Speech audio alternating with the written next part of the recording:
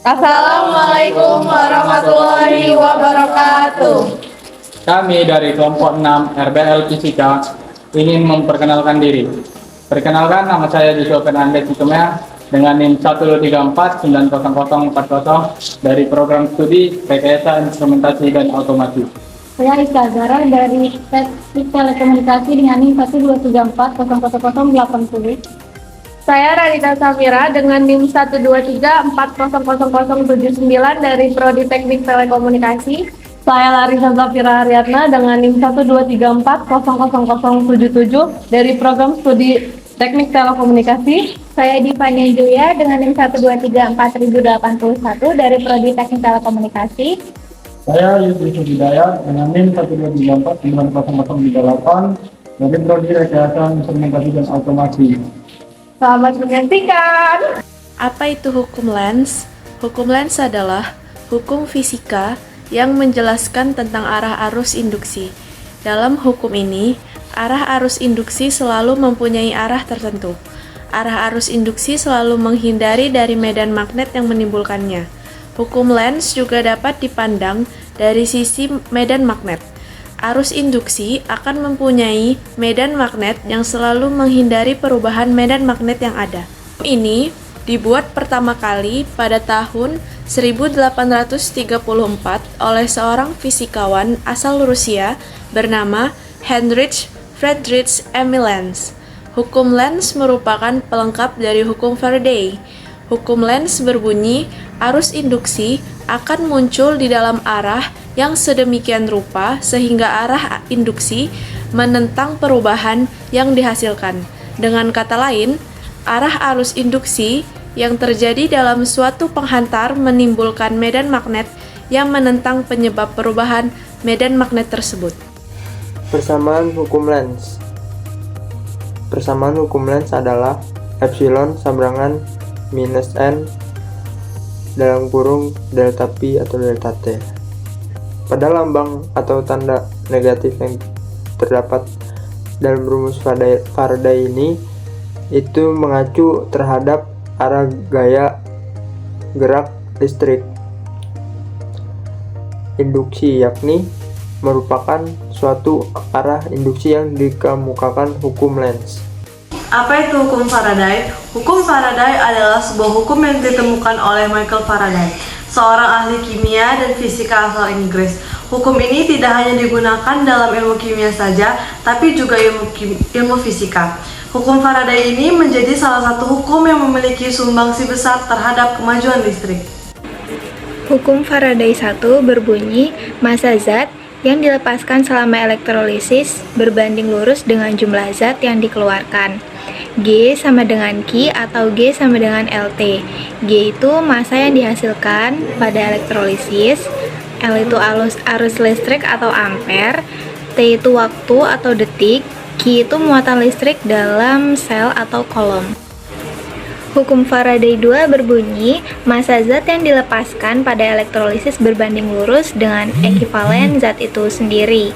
G sama dengan ME atau G sama dengan AR per X. ME itu massa ekivalen, X itu jumlah elektron yang diterima ataupun dilepaskan.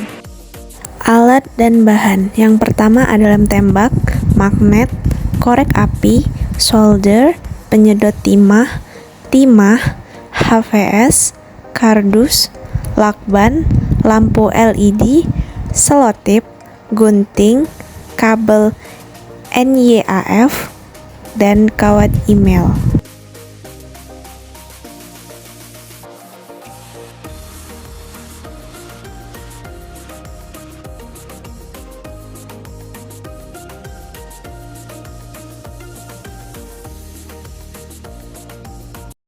Sesuai dengan hukum yang berlaku hukum Lenz. Terdapat ada lilitan kumparan yang ada terjadi di dalam dinamo. Kami membuat dinamo dengan menggunakan kabel dengan tebal 0,35 mm. Setiap gulungannya kami mendapatkan gulungannya sekitar 15. Semakin banyak gulungan tersebut, maka kecepatan berputar itu jauh lebih cepat dibanding dengan jika kita membeli dinamonya langsung dengan tebal lilitannya itu sekitar 0,15 mm. Mungkin begitu saja untuk penjelasan bagaimana dinamo tersebut bisa bergerak. Dalam kehidupan sehari-hari, generator digunakan pada kipas angin untuk menggerakkan baling-baling. Tujuan penerapan gaya Lenz dan Faraday pada baling-baling dan lampu LED adalah untuk menggerakkan baling-baling hingga berputar dengan konstan dan menghidupkan lampu LED dengan terang yang stabil. Hasil proyek RBL kami yaitu bagian listrik sederhana yang menggunakan sebuah solar cell untuk menghasilkan energi listrik yang digunakan untuk menghidupkan dua buah lampu untuk buah baling-baling pada miniatur saung. Di sini semua rangkaian dialami secara paralel. Faktor keberhasilan proyek kami sangat dipengaruhi oleh cuaca. Saat cuaca itu tidak tenang, tidak panas, maka rangkaian ini tidak akan bekerja secara maksimal. Dikarenakan solar cell tidak menghasilkan energi listrik secara penuh, maka akibatnya lampu akan redup dan baling-baling akan berputar secara pelan.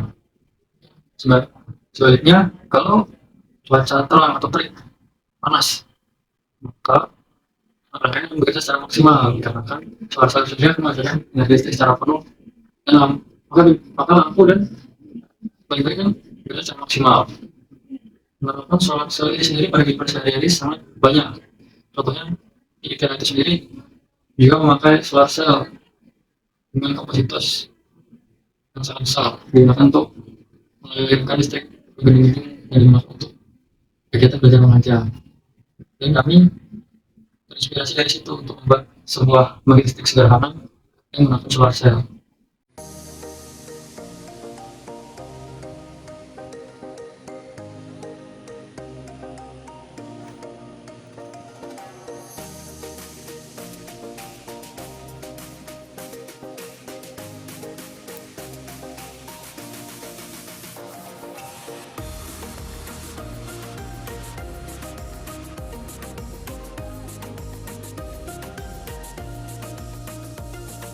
Kesimpulan, pada percobaan kali ini itu alat baling-baling ini merupakan representasi dari adanya konsep generator sederhana.